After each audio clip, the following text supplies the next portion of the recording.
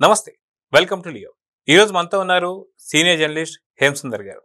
Sir నమస్తే. నమస్తే అండి. సార్ మనం చూసుకుంటే తెలుగు సినీ పరిశ్రమలో రాజా అనే హీరో ఉండేవారు. ఆనంద్ ఓ మంచి కాఫీ లాంటి సినిమా, ఇలాంటి ఎన్నో సినిమాలు చూసాం. అదేవిధంగా ఆ నలుగురు కావచ్చు ఇట్లా. దాని తర్వాత ఆయన సినిమాల నుంచి పాస్టర్గా వెళ్ళడం ఇవన్నీ చూస్తున్నాం. ఈ మధ్య కాలంలో జరిగినటువంటి ఒక మెయిన్గా బాగా సంచలనం కింద మారింది ఏంటి అంటే పగడాల ప్రవీణ్, పాస్టర్ ప్రవీణ్ గారు మరణించిన తర్వాత ఇది యాక్సిడెంట్ కాదు, ఇది ఖచ్చితంగా హత్య అంటూ చాలా వరకు వైసీపీ నేతలు కావచ్చు, అదేవిధంగా పాస్టర్ దీని వెనక ఏముందో నాకు తెలీదు, కాకపోతే ఇది అన్నట్టుగా తీసుకొచ్చారు. సో మొత్తానికి పాస్టర్ ప్రవీణ్ గారు చనిపోయిన తర్వాత ఇప్పుడు అసలు నిజాలు బయటకు వచ్చాయి. మొత్తానికి ఈ స్టోరీ గురించి మీరేం చెప్తారు? ఇక్కడ రాజా విషయానికి వచ్చేసరికి ఆ రాజాకి అర్థం కాల. ఇప్పుడు అర్థమైందే రాజా అనాలి. ఎందుకంటే నా దృష్టిలో ఈ ప్రవీణ్ కేసు నేను గమనిస్తున్నా ఫస్ట్ నుంచి. ఆ తిరుమలగిరిలో 11:45కి బయలుదేరటం కానీ, ఆ విజయవాడలో చాలాసేపు 4 గంటల పాటు మిస్ అయ్యాడని చెప్పి రకరకాల వార్తలు ఇవన్నీ వచ్చినాయి. ఆ సీసీటీవీ ఫుటేజీలు కానీ చూసిన తర్వాత ఒక విధంగా చెప్పాలంటే మతపరమైన ఒక వివాదాలు సృష్టించడానికి ప్రయత్నం జరిగింది. రాజకీయ రంగు పులిమేసి దీన్ని ప్రభుత్వాన్ని బద్నాం చేయడం కోసం ప్రయత్నం జరిగింది. అది ఇప్పుడు నిజం నిలకడ తెలిసిపోతుంటారు. కాబట్టి ఇవన్నీ బయటకు వచ్చిన తర్వాత ఆ పాస్టర్ పెద్ద తాగుబోతు అనేది తేటతెల్లం అవుతుంది. ఎందుకంటే ఆ బైక్ హెడ్లైట్ పగిలిపోవడం కానీ ఇవన్నీ చూస్తే అతను అప్పటికే దారంట చాలా యూపీఐ పేమెంట్లు చేశాడట. మద్యం షాపులకు వెళ్ళిపోవడం, బాటిల్ కొనుక్కోవడం, తాగటం, బయలుదేరటం ఇవన్నీ చేసుకుంటూ వెళ్ళాడు. ఒకసారి పడిపోయి ఉంటాడు, అది పగిలిపోయింది. ఆ తర్వాత విజయవాడలో రామవరపాటి రింగ్ రోడ్ దగ్గర అది ఏమైపోయాడు అన్నది అక్కడ పార్క్ దగ్గర కూర్చుని ఉంటే ఆ ట్రాఫిక్ ఎస్ఐ వచ్చి టీలు తెప్పించడం కానీ ఇవన్నీ చేశాడని చెప్పి ఇవాళ లేటెస్ట్ సమాచారం వచ్చింది. దీనికన్నిటికీ ఏం చెప్తారు సమాధానం? ఊరికే దీన్ని వివాదం చేసుకుంటూ వెళ్ళారు. కావాలని అది హత్య కానే కాదు, అనుమానం లేదు. ఆ తర్వాత కూడా మందు తాగి మళ్ళీ వెళ్ళిపోవటం.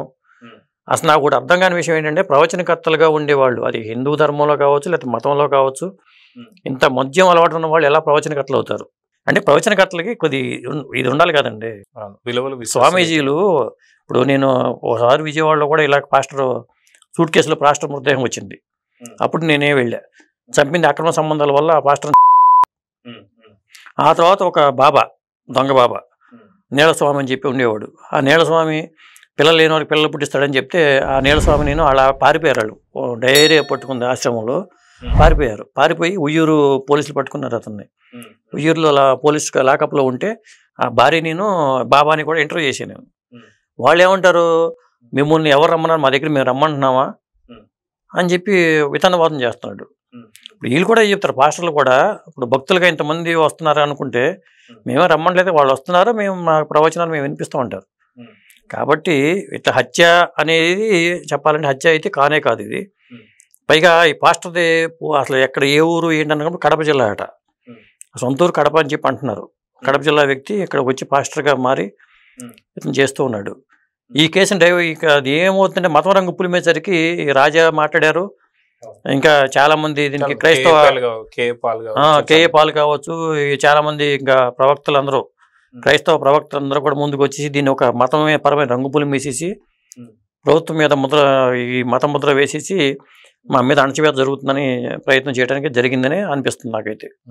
అదే సాధారణంగా మనం చూసుకుంటే ఎవరైతే ప్రవచకర్తలు కావచ్చు, లేదంటే కేఏ పాల్ లాంటి వాళ్ళు కావచ్చు, అదేవిధంగా ముస్లిం సంబంధించినటువంటి ప్రవచకర్తలు కూడా వచ్చారు. వాళ్ళు కూడా దిగ్భ్రాంతి వ్యక్తం చేశారు. సాధారణంగా ఒక మనిషి చనిపోయారంటే ఖచ్చితంగా దీనికి సంబంధించి అందరూ కూడా సంతాపం అయితే వ్యక్తం చేశారు. కాకపోతే ఎవరైతే పగడాల ప్రవీణ్, పాస్టర్ ప్రవీణ్ గారి వాళ్ళ కుటుంబ సభ్యులు కూడా దీని మీద పెద్దగా విచారణ నేను చేయాల్సిన అవసరం లేదు, నిజంగా ఒకవేళ ఎవరైనా సరే చంపబడి ఉంటే అది దేవుడు చూసుకుంటాడని చెప్పేసి అని. ఎందుకంటే వాస్తవాలు ఒకళ్ళు తెలుసు, ఎందుకంటే అక్కడ ఏం జరిగింది, ఆయన ఎలాగా వెళ్ళుంటాడు, అక్కడ నిజంగానే తనకు శత్రువులు ఉన్నారా లేదా అనేది కూడా ఇంట్లో వాళ్ళకి తెలుసు. కాబట్టి దాన్ని పెద్దగా తీసుకెళ్ళకూడదు అని చెప్పి అనుకున్నారు. కానీ వైసీపీకి సంబంధించిన వాళ్ళు శవరాజకీయాలు చేస్తారు కాబట్టి, శవాలతో ఆడుకునే వాళ్ళు కాబట్టి, ఇక్కడ ఎక్కడైనా సరే వాళ్ళకు ఒక చిన్న స్కోప్ దొరికిద్దేమో ట్రై చేసి ఉండొచ్చు అని చెప్పి అనుకోవచ్చు అంటారా? ఖచ్చితంగా. అది ఇప్పుడు బూమరాంగ్ అయింది.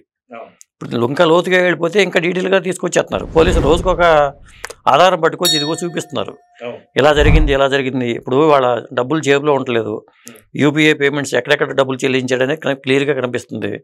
ఆ సీసీటీవీ ఫుటేజ్లో అతను బయలుదేరి దగ్గర నుంచి టోల్ గేట్ల దగ్గర అతను బైక్తో వెళ్ళిన విధానం కనిపిస్తుంది. పైగా అసలు ఇంత పెద్ద పాస్టర్ అయినప్పుడు ఆ బైక్లో ఒంటరిగా వెళ్ళటం ఎందుకు? ముందు అలవాటు ఉన్నప్పుడు నడుపుకుంటూ వెళ్ళటం ఎందుకు? డ్రైవర్ని పెట్టుకుంటే కార్లో కూర్చుంటే వెనకాల ముందు బాటిల్ పెట్టుకుంటే తాగి వెళ్ళిపోవచ్చు. అది అలా చేయకుండా బైక్ వేసుకుని వెళ్ళిపోవడం, యాక్సిడెంట్ చేసుకోవడం, యాక్సిడెంట్ మీద యాక్సిడెంట్ చేసుకుంటూ వెళ్ళిపోయాడు ఆయన. ఎందుకంటే బైక్ ఒకసారి పగిలిందంటేనే, విజయవాడలో పగిలిందంటేనే ఆయన అక్కడ వెళ్ళిలోపు మళ్ళీ తాగి మళ్ళీ పడిపోయి ఉంటాడు. బైక్ మీద పడిపోయి ఉంది, బైక్ ఉన్న ప్లేస్ కానీ అవన్నీ చూస్తే ఎవరు పట్టించుకోవాలా. ఆ పరిస్థితిలో నిస్సహాయుడిగా ఉండిపోయాడు అతను. అది ఎవరో చేసింది అయితే కాదు. సో ఓవరాల్గా దీని గురించి కొంతమంది సినిమా ఆర్టిస్టులు కావచ్చు, అదేవిధంగా రాజకీయ విశ్లేషకులు కావచ్చు, రాజకీయ నాయకులు కావచ్చు, లేదా వైసీపీ లాంటి పార్టీలు కావచ్చు, అనవసరంగా వాళ్ళ ఇంట్లో వాళ్ళు కూడా వదిలేయండి అన్న తర్వాత కూడా దీన్ని లోతుగా తవ్వడంతో బూమరాంగ్ అయ్యి వైసీపీ పార్టీకి తగిలింది. అదేవిధంగా తన మీద ఉన్న కొద్దో గొప్ప సానుభూతి ఏదైతే ఉందో, పగడాల ప్రవీణ్ గారు చనిపోయినప్పుడు సానుభూతి వ్యక్తం చేశారు. అయ్యో ఇది ఎవరి వల్ల జరిగింది ఏందనేది కావచ్చు, లేదంటే నిజంగా యాక్సిడెంట్ అయ్యి ఉంటే సానుభూతి ఉండేది. కానీ ఆ సానుభూతి కాస్త ఈరోజు జరిగినటువంటి ఒక పరిణామాలు ఏవైతే ఆయన మందు బాటలు కొనుక్కోవడం కావచ్చు, తాగడం కావచ్చు, అక్కడ ట్రాఫిక్ ఉన్న పేరు కూడా పోయింది. అనవసరంగా వాళ్ళ ఇంట్లో వాళ్ళు ఇవన్నీ చూసే వద్దు ఇక మరీ పరుగు పోయేటి ఉంది, ఇదంతా బయటలో అవుతున్నారా బాబు అనుకున్నారు వాళ్ళు. ఇంకొకటి ఏంటంటే అతను పాస్టర్ కాబట్టి ఈ కేసు ఇంత ఎలివేట్ అయింది. అతను పాస్టర్ కాకుండా నార్మల్ మ్యాన్ ఎవరైనా అయ్యి ఉంటే ఎవరు పడిచినోడు కాదు. అదేదో ఇంత సింగళకాలం వార్త ఎక్కడో వచ్చి ఉండేది, రోడ్డు యాక్సిడెంట్లో గుర్తు తెలియని వ్యక్తి మృతి అనేది చిన్న వార్త వచ్చి ఉండేది. కానీ అతను పాస్టర్ కావడం వల్ల, దీనికి రాజకీయ రంగు పొలవడం వల్ల, దీన్ని పెద్ద ఇష్యూ చేయడం వల్ల ఇది బ్యానర్ వార్తలకు ఎక్కడం జరిగింది. బ్యానర్ వార్తలకు ఎక్కిన తర్వాత ఇదేదో గవర్నమెంట్ మీద ఒక విధమైన నిందపడిపోద్ది అనుకున్నారు. కానీ ఇప్పుడు మండారం బయటపడిపోయి పాస్టర్ ఇది చరిత్ర అంతా ఇది అని బయటకు వచ్చే పరిస్థితి వచ్చేసింది. ఈ పరిస్థితిలో ఉన్న పరువు కూడా పోయే పరిస్థితి వచ్చింది.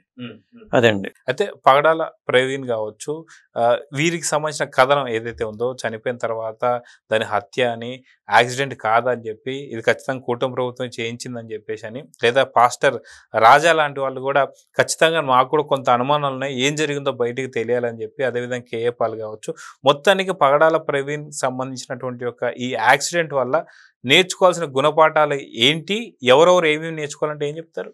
ఇప్పుడు ఈ ప్రవీణ్కి అనవసరంగా అతను వీధిని పాలు చేసినట్టు అయిందండి. అసలు ఇంత రాజకీయ రంగు పొలవకుండా ఈ కేసుని మొన్నటితోనే ముగించి ఉంటే అతను పరువునే నిలబడేది.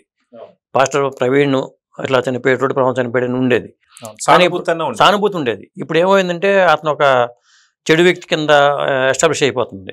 అందువల్లే కుటుంబ సభ్యులు కూడా దీన్ని ఇక్కడితో వదిలేండి అంటే కారణం కూడా అదండి. సో చూద్దాం సార్, మొత్తానికి పగడాల ప్రవీణ్ ఈ యొక్క యాక్సిడెంట్ని కూడా రాజకీయంగా వాడుకోవాలని చూశారు. సో ఇట్లాంటి ఇంకా ఇకపైన కట్టిపెట్టాలని చెప్పి కోరుకుందాం. నమస్తే.